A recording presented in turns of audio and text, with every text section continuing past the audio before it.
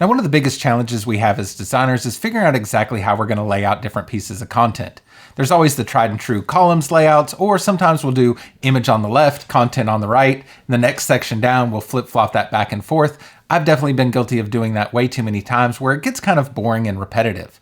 So that's why solutions like what I'm going to show you today are pretty interesting. It achieves the same effect of being able to show lots of different sections of content, but does it in a little bit more unique and interactive way. This, of course, wouldn't be great for every layout, but in the right circumstance, it can really be a nice design effect. This particular one combines the power of a tabs block with the aesthetic of an accordion block, so we're showing and hiding content based on which tab is open and closed. Now, this isn't a block that you can just use straight out of GenerateBlocks. It's something that I've kind of Frankenstein together that I'm calling the Tabcordion. It's actually pretty simple to set up once you know what you're doing, so in today's video, I'm going to walk you through how you can set up one of these completely from scratch by starting with the tabs block and then doing a few tweaks to get it to work exactly the way we want to. If that sounds interesting to you, then stick around and let's get started. So to get started, all we really need to do is just build out a typical tabs block.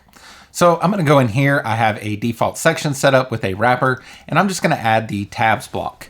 Now, when we do this, we're presented with three different options here: the horizontal, the vertical, and the button tabs. For me, the button tabs always seem to behave the most predictably, and they have a little bit less styling inherited in them. So I typically just start with the button tabs. Now, we are going to be doing a vertical alignment, but that's very easy to switch, even if we select this one that has the buttons on the top. So we'll go ahead and add that here, and let's take a look at what it adds to our page. So we can see we have our tabs block here. We have our tabs menu, which is this wrapper that wraps around all of our different tab menu items.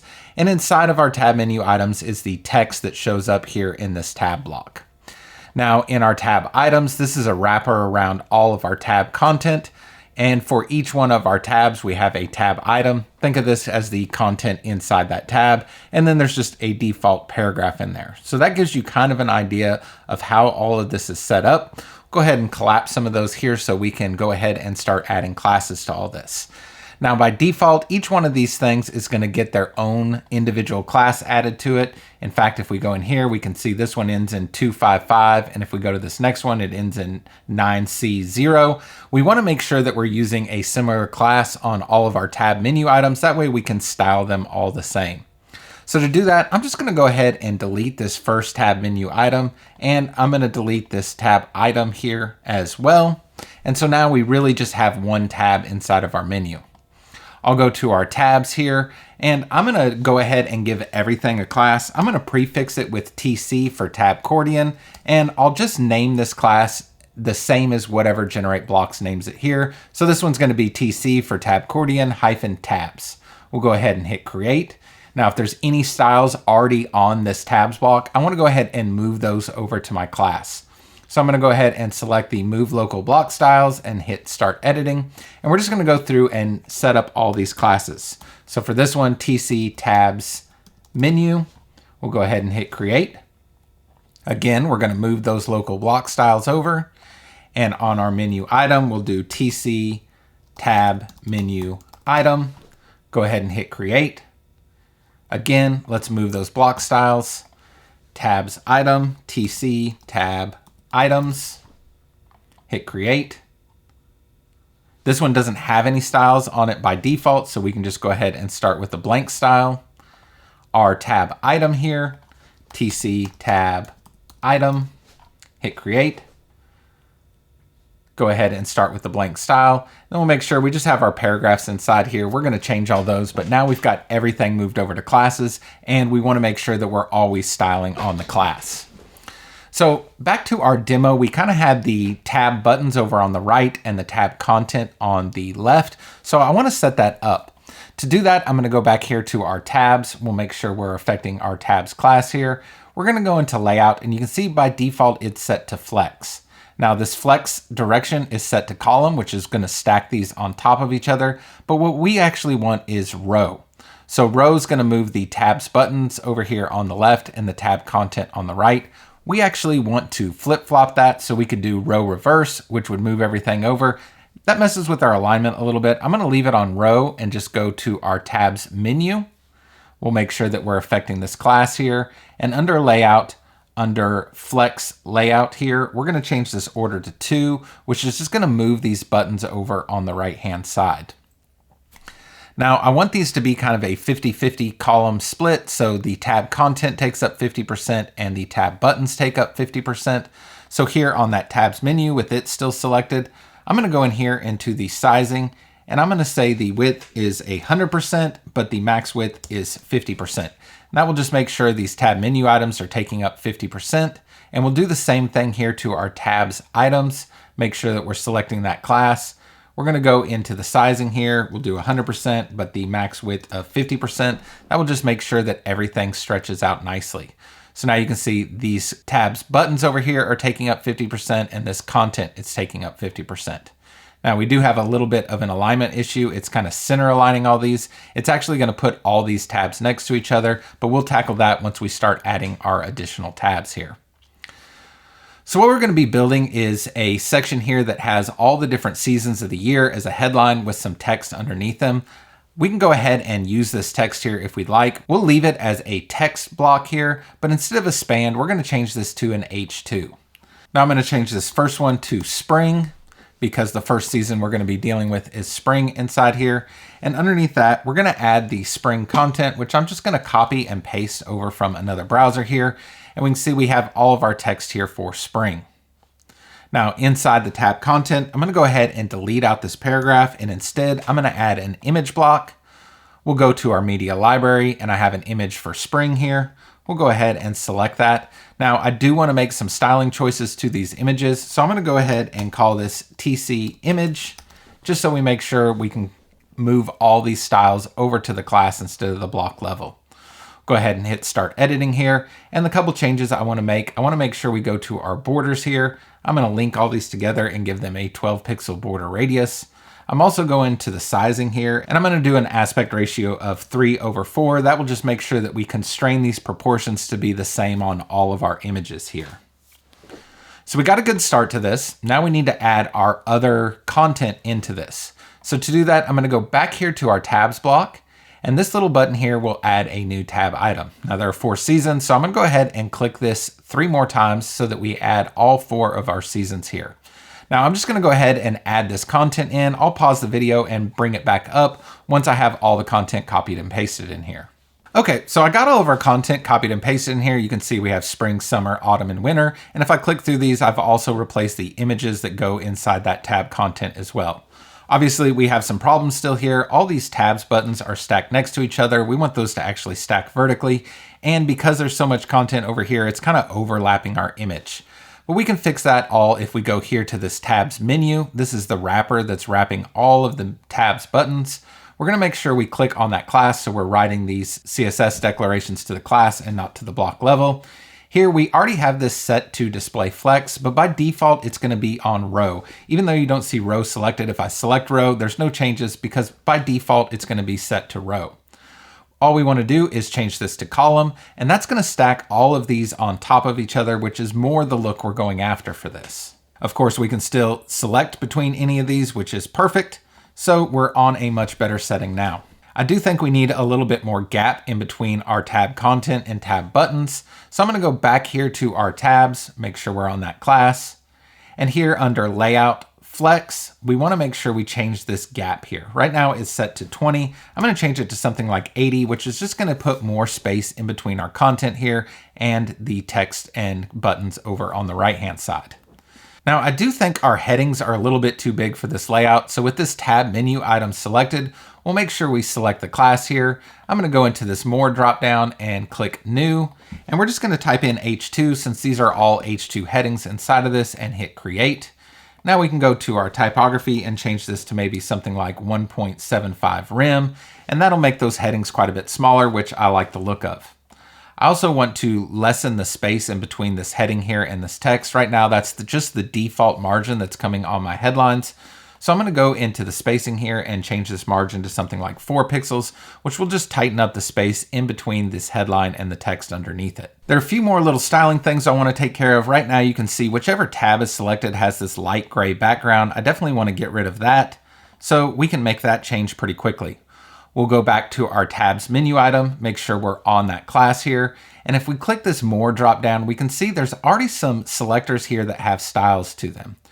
One is the hover and focus. If we just hover on one of these items, we can see that background color is changing as well. So let's go ahead and go into our hover and focus, into the backgrounds, and we can see this is already assigned a background color. I just want to clear that out, and now you can see when I hover over them, none of those backgrounds are changing. I want to do the same thing here to this selector. Now this is a pretty long selector here, but essentially what it's doing is selecting any of the current items. So if we're currently selected on spring, that's what it's going to be targeting. So we'll go ahead and click on that into our backgrounds here, and we can go ahead and clear out that background as well. Now that got rid of all the backgrounds, which I like, but I actually want to highlight any of the titles of the hovered and selected items. So we need to write a selector that's going to target these headings when we hover and when the current one is selected. So we'll go back into our tab menu item, go ahead and make sure we're affecting this class here. And the first thing I want to do is select the H2 whenever I'm hovered on one of these tabs. So to do that, I'm going to go ahead and click new. I'm going to do a compound selector since I want to select my hover and focus states. So for that, I'll type in :is, I'll open parentheses and do hover, comma, focus. And then I want to select the H2 inside of it. So I'll do a space and do H2. We'll go ahead and hit create. We can go to our typography here and change the text color to blue. And now when I hover over any one of these, or I'm focused on them, if I'm keyboard navigating, it's going to go ahead and change that headline to blue, which is what I wanted. Now, when we have one of these selected and we're not hovering over it, you really can't tell which one's selected. So we need to do that same treatment to whichever one is current. So again, we'll go to our tabs menu item, make sure we're selecting that class. And let's take a look at this selector down here. We have this is GB block is current. We definitely need to be selecting that. So to cheat a little bit, I'm going to go ahead and grab this entire selector here, starting with the is, and I'm going to copy all that text here. We'll go back to our main selector. We'll click the more drop down and click new. We want this to be a compound selector, and I'm just going to go ahead and paste all of this in here. Now, it's hard to see all of this inside this tiny little selector field here, but if we use our arrow keys, we can move this over. And all I want to do is add a space to the end of that and type in H2, and we can hit create. Again, I want to go ahead and select that blue text color for our H2s. And now you can see whichever one we're selected on is changing to that blue color. The UI is kind of getting in the way here, but let's go ahead and save this and take a look on the front end. Go ahead and save all our changes and all of our classes. And then we can view this page on the front end. And we can see with spring selected, it has a blue color. With summer selected, it's blue. And the same is working when we hover over items. So we're quite a bit of the ways there now. We just need to get the accordion working and work on our responsive settings. In fact, let's go ahead and tackle the responsiveness first. We'll go back in here and let's select our section here. And let's look at it on a tablet view. Now on tablet view, I think this gap is too big and we're getting pretty squished here. Now you'll have to imagine not all this text is going to be showing because we're going to be using that accordion effect to show and hide that text. So let's first just go to our tabs here, make sure we have our class selected. And in our column gap here, it was 80 before. Let's bring that down to something like 24. I think that's a little bit more appropriate here on the tablet setting. For me, I think this is probably good enough for tablet. Once that text is hidden, these won't be taking up so much space, so it won't look so funky. But when we go to mobile, we definitely are going to have to make some changes. We're going to end up having to stack this content. Either the buttons or the content are going to have to be on top. I think it's going to make most sense to have our buttons on top with the content underneath it. So let's go back here to our tabs menu. With this tab selected, make sure we're selecting this tabs class.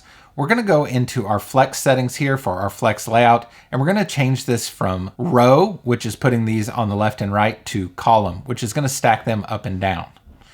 Now we can see the text is down here at the bottom and the image is at the top. Like I said, I think we want to flip-flop that. So let's go back here to our tabs menu, making sure we're selecting that class. And here we had selected the order earlier for this to be 1, which put it to the right. We're going to change this back to 0, which is going to put it on top with the content down here at the bottom.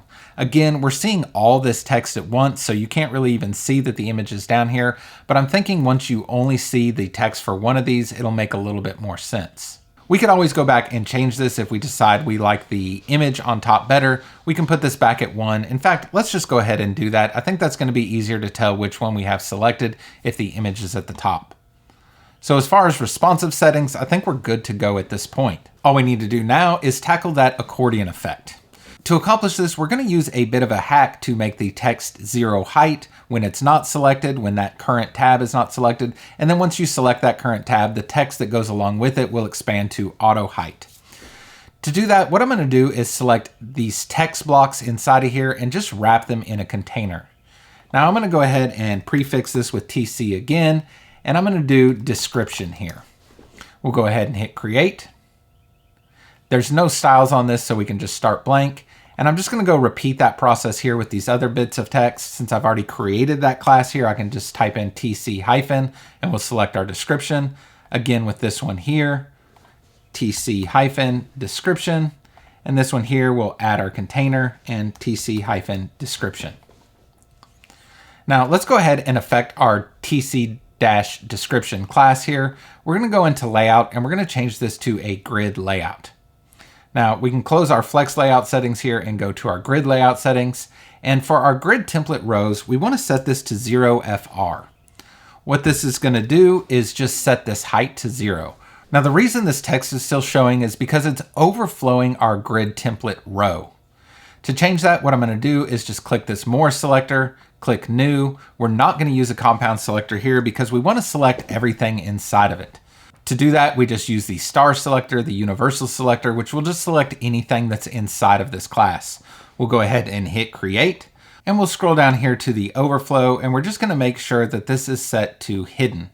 Once we set that overflow to hidden, you'll see all of our text has gone away now because there's no more space for it here inside of it. It's now not allowed to overflow its container. Now we do want to see the text whenever the current item is selected, so we're going to have to make a couple changes here. To do this, we're going to go back to our tab menu item. We're going to make sure we're selected on that class again. So again, we want to steal from this class here just because we don't want to write all this out. So I'm just going to go ahead and grab everything here, copy it to my clipboard. We'll go back to our main selector here. Under the more, we'll click new. We're going to use a compound selector here. Make sure that I put in that colon. I don't think I copied the colon here. So we make sure we have our compound selector selected. Now at the very end of the selector, we're going to add a space, and then we're going to type in the TC hyphen description. We want to select that class inside of this here. So we'll do TC hyphen description, and we'll go ahead and click create. So now the selector is saying whenever we have a current tab button selected, we want to select the TC description inside of it. Now for this, what we want to do is set that grid template rows to 1 FR, which is just going to go ahead and show this text inside of it. Before it was set to 0 FR, which is hiding all of it. And now when we click on this, you can see that text is actually showing through. So now we'll see the text for any of our current elements, but the other ones will be hidden away. Let's go ahead and save those changes here. And we'll preview this again on the front end. So now we can see our spring when the spring image is showing, and when we click summer, we're seeing all the summer text along with the summer image. Now, the only thing I don't like about this is it's pretty abrupt, but we can fix that with some transitions here. So let's go ahead and go back into our page. The first one I want to do is here on the tabs item itself. If we go into the settings here, we have two different transition options. One is none, which is what we're seeing now, and the other is fade. If I go ahead and save that and we refresh on the front end, we can see that this image kind of fades when we go back and forth in between each one of these tab items. Now that solves the kind of abruptness of this image over on the right, but I actually want to see this kind of animate like an accordion. To do that, we just need to set a transition on that TC description here. So when it goes between the 0 FR row height to the 1 FR row height, it will transition between those two. So I'll go back to our page here. We'll go to our container here, which is this TC description. We'll make sure we have that selected. And here under the effects, I'm just going to go into our transition here and add a new one. We'll make this 0.5 seconds just to start out with. It might be a little bit slow, but we can go ahead and save that here, save it here on the back end and refresh on the front end. And now we should see all of these are kind of animating in between this. Now, I know by inspecting the page that the animation between this image here is set to 0.25 seconds, and what we just did for the accordion is 0.5. That means this image is swapping a little bit quicker than the accordion is opening and closing. So let's go back in here, and where we set this transition here at 0.5 seconds, let's edit that and change it to 0.25 seconds. Go ahead and save these changes. We'll refresh it on the front end, and now these two animations should match each other nicely. Now, if we go in here and inspect this so we can check our responsive settings here, we can see here on desktop, it's looking just like we want. When we get down here to the tablet breakpoint, we kind of tighten up that gap in between our image here and the text. And when we get down to our mobile version, we can see the text is underneath the accordion. I will say this is maybe not the best UX in the world, but I think people will understand when they click on these and see those changes, what's going on here. However, this image proportion probably isn't great for a mobile device. It's going to take up so much of the height here, and we can see it's not taking up all the width. So I think we could go in and affect that image to change the proportions here, just to make it something that's going to fit a little bit nicer on mobile. So let's go back into our page here. I'm going to select this image here, make sure that we have our class selected, and we'll go down to the mobile breakpoint. Now, this is still using that aspect ratio we used before, but if we changed it to something like 16:9, that's going to make it a more horizontal image, which I think is going to work better in this mobile layout. Now, this is only taking up the 50%, which I think is what we set here in our tab items. So if we'll go here, we'll go into our max width, and we can change this to 100%, which is now going to let it take up that full width here instead of just the 50% we had before. Let's go ahead and save those changes, and we'll preview it again on the front end. So yeah, I think something like this is a whole lot better. The image proportion looks better on mobile, and now we're more likely to have the content of the text down here in the same viewport as the image above it. Now, depending on what kind of content is inside your container here, maybe that's going to be more important than others. We could also consider putting all of these in a horizontal layout, maybe with a scroller or something like that, instead of having them stack on top of each other. But I think we've done enough in this demo today. I hope your head's not spinning after all of that there. I know we tackled a lot of different things inside this video, and there was a lot of things you need to know about the different selectors and all that, for all of this to make sense and work appropriately. Obviously, you can always scrub back through this video and pause it at the important parts where you need to copy exactly what I'm doing. But once you've done this 1 or 2 times, you can actually whiz through creating something like this pretty quickly. You could, of course, also save this as a reusable block, so you could put it on different parts of your website or even export it out to be able to use on other projects as well. If you enjoyed today's video, I'd really appreciate a thumbs up. And if you want to make sure to catch the next one, hit subscribe, and we'll see you then.